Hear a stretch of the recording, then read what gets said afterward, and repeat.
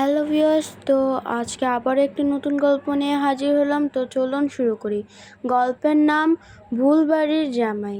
একটা ছোট শহরে যেখানে সবাই সবার খবর রাখে, যেখানে থাকে চৌধুরী পরিবার, একেবারে রঙিন, বোকা বোকা কিন্তু মিষ্টি এক পরিবার।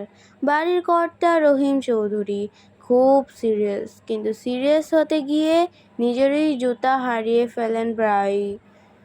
তার স্ত্রী শাহিদা বেগম মুখে যেমন রসিকতা, হাতে তেমন মরিচ গুঁড়ো। ছেলে একটু কিছু বললেই বলেন, এই বেশি বুদ্ধি দেখাস না, তোর বাবা এক সময় প্রেম করে পুকুরে পড়েছিল। তাদের একমাত্র ছেলে রফিক, ২৮ বছরের, এক ডান হাত আর বাম পা টাইপ মানুষ। চাকরি করে কিন্তু কাজের থেকে ঘুমেই বেশি সময় যায়। একদিন তার মা ঘোষণা দিলেন, এই শনিবার বউ দেখতে যাবি। মেয়ে খুব সুন্দর, পড়ালেখা করে, দেখতে নায়িকার মতন। রফিক বলল, মা, আমার একটাই শর্ত, মেয়েটা যেন চা ভালো বানাতে পারে, কারণ বিয়ের পর অফিস থেকে এসে আমি যদি নিজের চা নিজে বানাই তাহলে সংসার টিকবে না। বাবা বললেন, তুই চিন্তা করিস না, আমরা এমন পরিবার খুঁজেছি যাদের বাড়িতে চা, চানাচুর, এমনকি চায়ের কাপও সোনার রঙের। বউ দেখার দিন সকাল সকাল প্রস্তুতি। রফিক সাদ স্থির করছে, কিন্তু এক হাতে ট্যাগ বলছে buy one get one free. মা চুলে তেল দিচ্ছেন, বোন সাজতে যেন নিজেই বউ হবে। সবাই মিলে রওনা দিল। বাবা ঠিকানা বললেন, দেখিস, সাদা গেটওয়ালা বাড়ি, ৩ তলা, সামনে ফুলের টব, কিন্তু পাড়ার ৩টা বাড়িতেই সাদা গেট আর ফুলের টব। রফিক আত্মবিশ্বাসে বলল, আমিই চিনে ফেলব। মেয়েটার হাসির আওয়াজ আর আমার হৃদয় চিনে নেবে। এবং সে ঢুকে পড়ল ভুল বাড়িতে। ভিতরে ঢুকেই দেখে একদল লোক বসে আছে। রফিক মনে ভাবল, বাহ, সবাই কত খুশি, বউ দেখার জন্য প্রস্তুত। একজন দাড়িওয়ালা মানুষ জিজ্ঞেস করলেন, আপনি কে? রফিক গম্ভীর মুখে বলল, আমি জামাই প্রার্থী, আপনারা নিশ্চয়ই কনের আত্মীয়। লোকটা বলল, না ভাই, আমরা ইমাম সাহেবের ওয়াজ শুনতে এসেছি। রফিক তবুও হার মানল না। ওয়াজ হোক বা বউ দেখা, দুটোই বরকতপূর্ণ কাজ। এমন সময় চা এলো। রফিক চা হাতে নিয়ে মুচকি হেসে বলল, এই চায়ের ঘ্রাণেই মনে হচ্ছে আমার বিয়ে ঠিক হয়ে যাবে।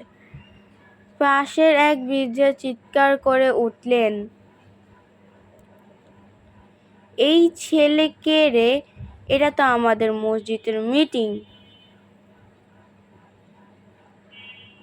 সবাই তাকিয়ে রইল।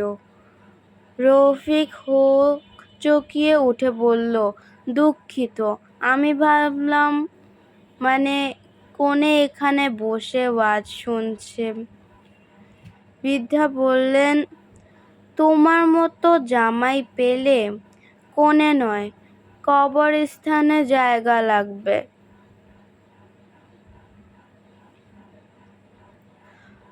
রফিক ছুটে বেরিয়ে এলো।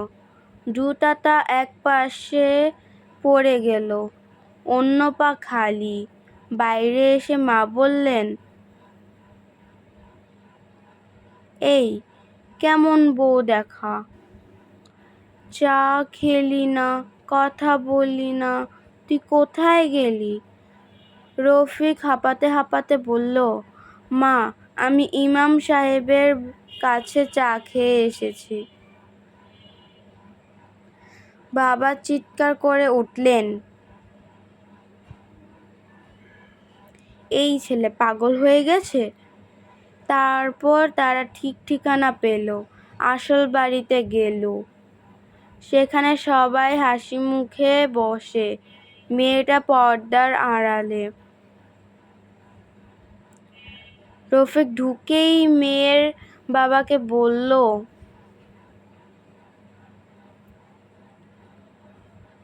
চাচা, আমি আগেও এক জায়গায় গিয়েছিলাম, কিন্তু ওরা বলল ওয়াজ চলছে, তাই ভাবলাম এখানেও যদি কোরআন তেলাওয়াত শুরু হয়। আমি এবার সরাসরি কোর্ট ম্যারেজ করব। সবাই হাসতে হাসতে চা ফেলল। মেয়েটা হেসে ফেলল পর্দার আড়ালে থেকে। আপনি কি সব জায়গায় বই দেখতে গিয়ে এমন করেন? রফিক বলল, না, আজ প্রথমবার ভুল করেছি, কিন্তু আপনার হাসি দেখে মনে হচ্ছে এই ভুলটা ভাগ্যক্রমে সঠিক ছিল।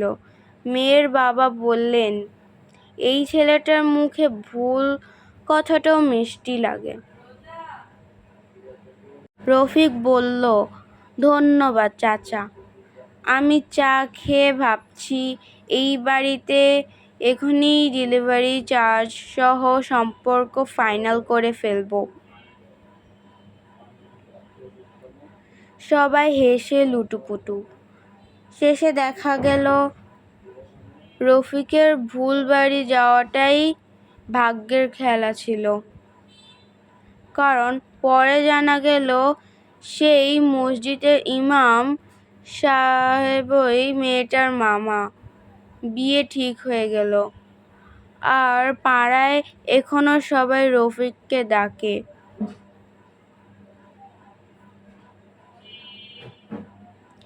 এই যে ভুল বাড়ির জামাই আসতেছে। রফিক বলে, জীবনে যদি ভুল করো, সেটা এমনভাবে করো যেন মানুষ হাসতে হাসতে ভুলটাই ভালোবেসে ফেলে।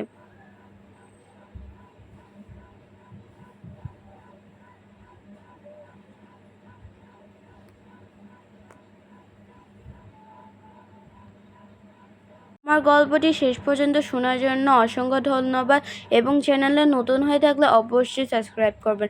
গল্পটি কেমন লাগলো কমেন্টসে অবশ্যই জানাবেন।